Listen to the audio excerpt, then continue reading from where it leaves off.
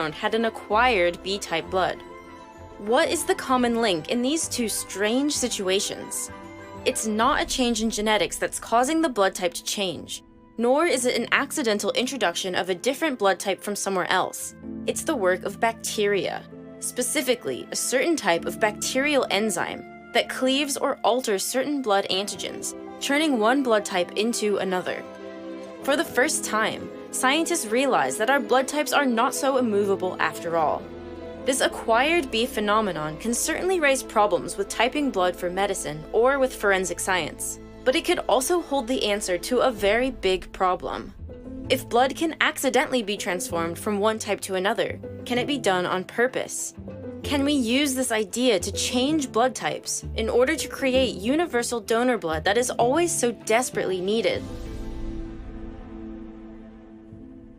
Every 2 seconds, someone in the US needs blood, but only around 38% of the US population is eligible to give blood or platelets, and less than 10% actually do it. And only 7% of the population has the so-called universal donor blood, O negative. The Red Cross reports that on average, it only has about 6 units of type O blood available for every 100,000 people, but more than twice that is needed every day. You can start to see the problem here.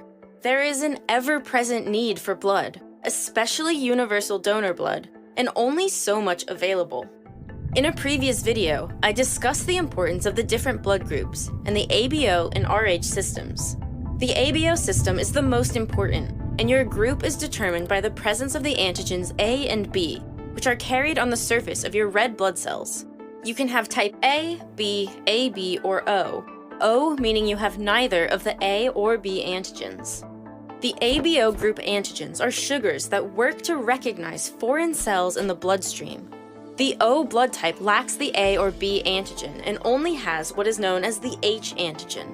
It's sort of like a blank or base antigen. The A and B antigens are then attached to this H antigen in the A and B blood types.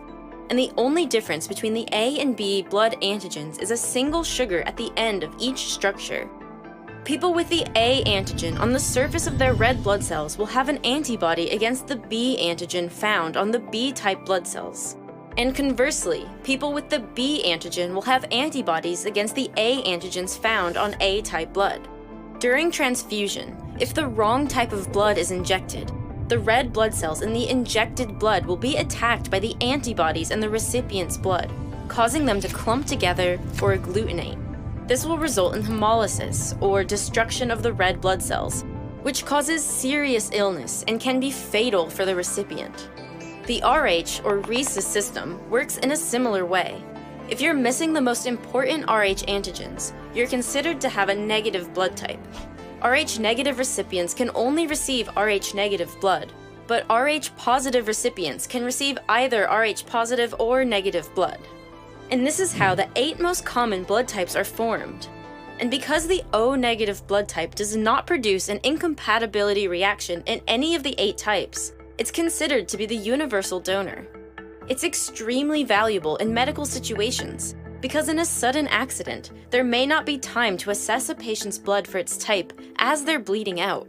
If in doubt, O-negative blood will pretty much always be a safe bet. But O-negative blood can be very hard to come by. Some solutions to the blood shortage aim to get more people to donate. Others aim to improve the logistics of blood delivery, helping to get it to the people who need it most. But even if more people donated, the treadmill of supply and demand is still profoundly difficult to stay on top of. And this is why the idea of creating universal blood has floated around the scientific community for decades. If we could turn any type of blood into O blood, then many complications in the blood donation network could be alleviated. But how far are we from it becoming a reality? In 1982, scientists first experimented with the idea of turning any of the ABO blood types, A, B, or AB, into O blood. Because the A and B blood types differ from the O type in a simple sugar chain, scientists believed that they could convert A, B, and AB red blood cells to O-type red blood cells by removing these extra sugars with an appropriate enzyme. Such converted O red blood cells could then, in theory, be used as universal donor blood. This procedure wouldn't affect the Rh status of the blood, however, but conversion of A-positive and B-positive red blood cells would yield O-positive blood, whereas A-negative and B-negative red blood cells would yield O-negative blood. At the time of this experiment, there was only one commercially available enzyme that might be able to cleave these sugars, alpha-galactosidase, derived from green coffee beans. This looked promising to researchers, but the enzyme came with several problems. It required a low pH of 5.7 to do the conversion, which is not ideal for red blood cells that prefer a pH of around 7.4. And to do it, a huge amount of enzyme was required, making the process inefficient and not economical. And most significantly, it could only cleave the B-type antigen, not the A. This is because this enzyme can cleave the galactose of the B antigen, but does nothing to the N-acetylgalactosamine of the A antigen. Nonetheless, scientists were able to convert B-type blood to O blood, which was a huge milestone. These converted blood cells were shown to have a normal lifespan and to be well tolerated in the human body. But because only 10% of the population has B-type blood, versus the 46% of the population that has a type including the A antigen, this idea would not be viable until scientists could find an A-cleaving enzyme. Therefore, little more was heard of this technology for many years. That is, until 2007. Determined to find the missing piece of the puzzle, scientists began the hunt for a brand new enzyme, and they began to look in the place where the reports about the acquired B phenomenon had first alluded to, the world of microbes. If gut or river bacteria could accidentally transform blood types, maybe the right enzyme could be found among the millions of microbes that live there. Thus, researchers began digging through 2,500 fungal and bacterial samples looking for an enzyme that could efficiently cleave both A and B sugar groups. And within these samples of bacteria, an answer was indeed waiting for them. They discovered two new enzymes within two different bacteria, one often found in bodies of water, and one found in the human gut.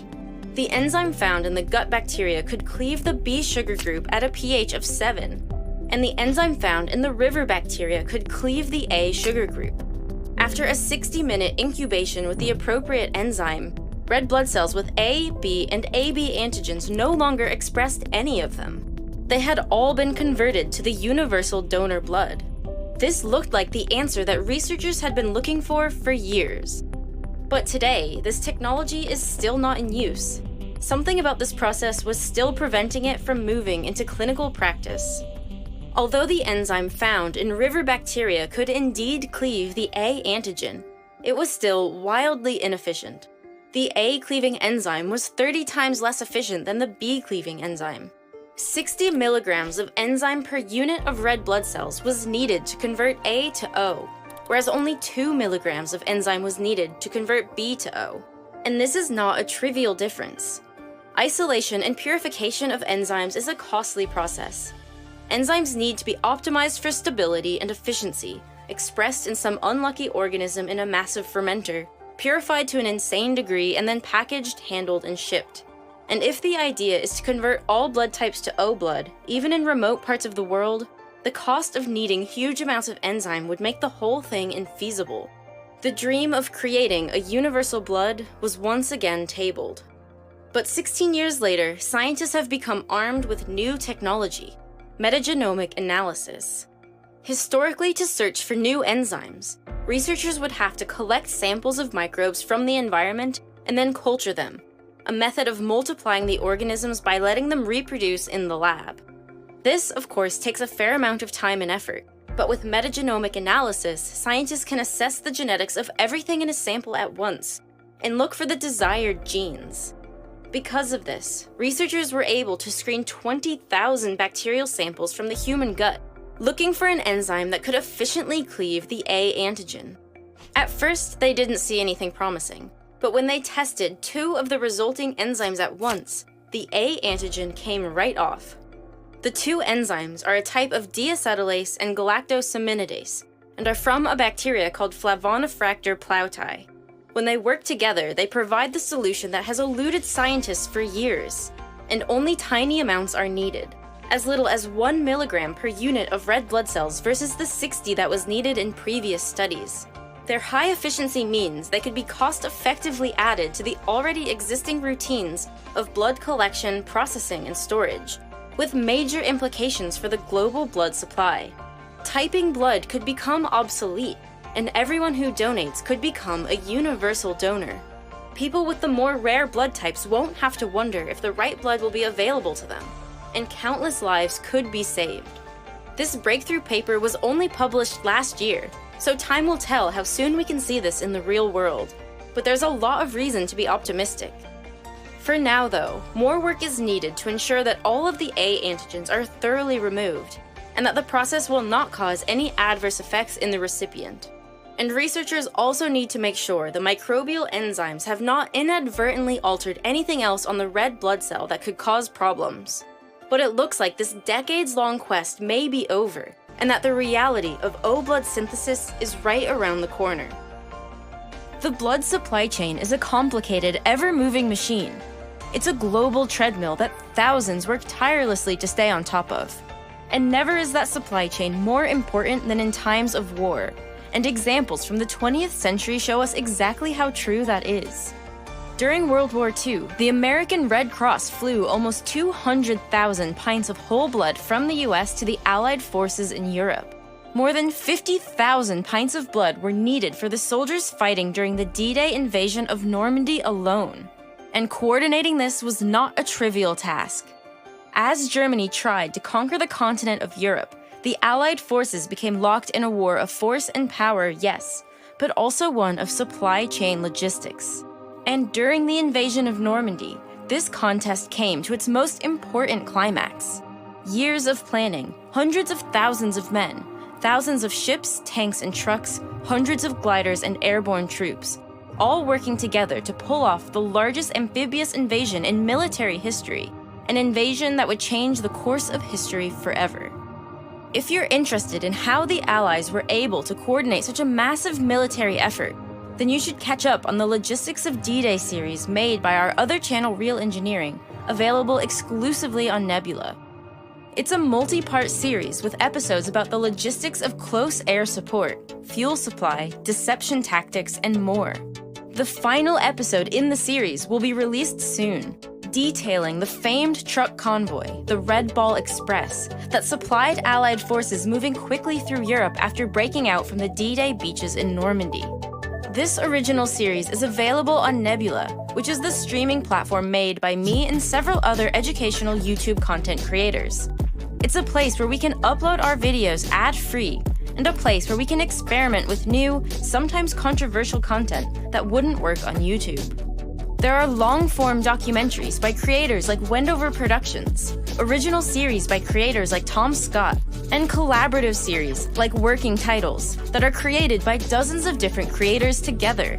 So to watch the final episode of the Logistics of D-Day series, and to catch up on all the past episodes, the best way to sign up to Nebula is with the bundle deal we've made with CuriosityStream. CuriosityStream is a streaming platform with thousands of high-budget documentaries about everything from aviation, physics, space, and nature. It alone is a great way to learn about all of your favorite subjects. But now, CuriosityStream has partnered with us to offer an incredible deal. By signing up to CuriosityStream, you now also get a subscription to Nebula for just $14.79 for the entire year by going to curiositystream.com/realscience. By signing up to this deal, you are greatly supporting this channel and all of your favorite educational content creators. Thanks for watching, and if you'd like to see more from me, the links to my Instagram, Twitter, and Patreon are below.